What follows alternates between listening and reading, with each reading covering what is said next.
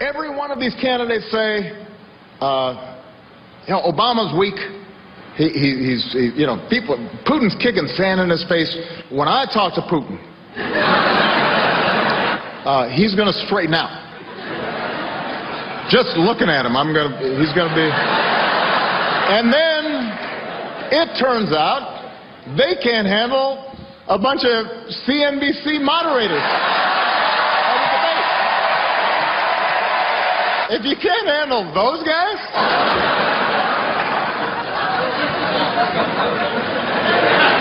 then I don't think the Chinese and the Russians are going to be too worried about you.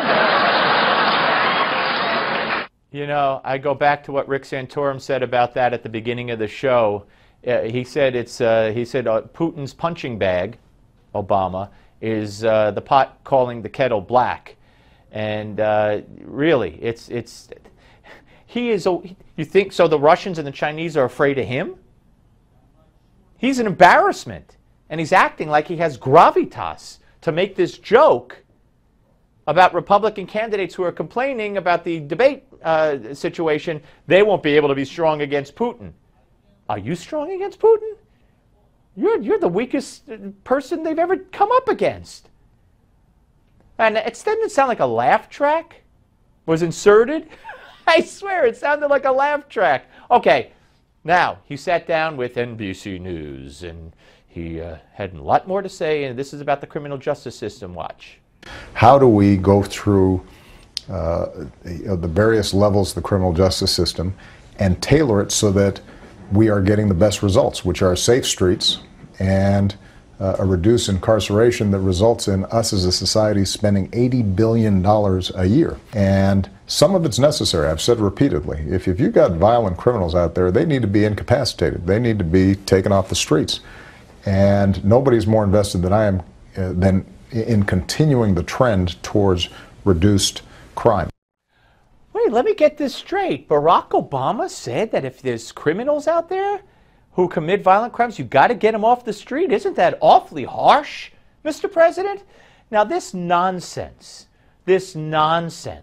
about you could keep the street safe by locking up less people, it isn't even a liberal utopian kind of nonsensical philosophy or idea.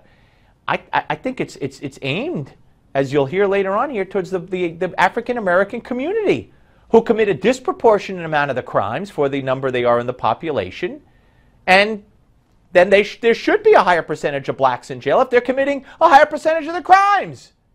Watch.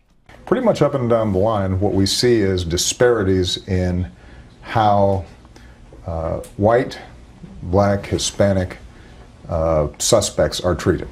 Higher arrest rates, tougher sentencing, longer sentences. Where it's happening, you can't always isolate within the system. There may be subtle biases that take place. There may be predispositions that end up resulting in these disparities, but we know they're happening. Higher arrest rates? Really? Higher arrest rates among blacks. Well, blacks commit a disproportionate amount of the crime. Longer sentences? Well, does that mean that a lot of these people are career criminals or have been sentenced before to crimes and have gotten out and are recidivism when it comes to committing a crime again? So they get longer sentences because of that? Is that taken into account? These are babbling, nonsensical, liberal talking points, and they mean nothing. Nothing. One more. What is absolutely true is that we have seen some spikes in violent crime in some cities.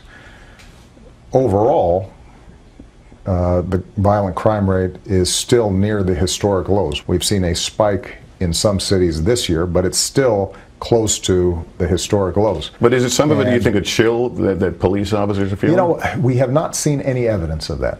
And I think the FBI director would be the first to say that he's heard anecdotal suggestions that may be happening in selective sites, but we don't know.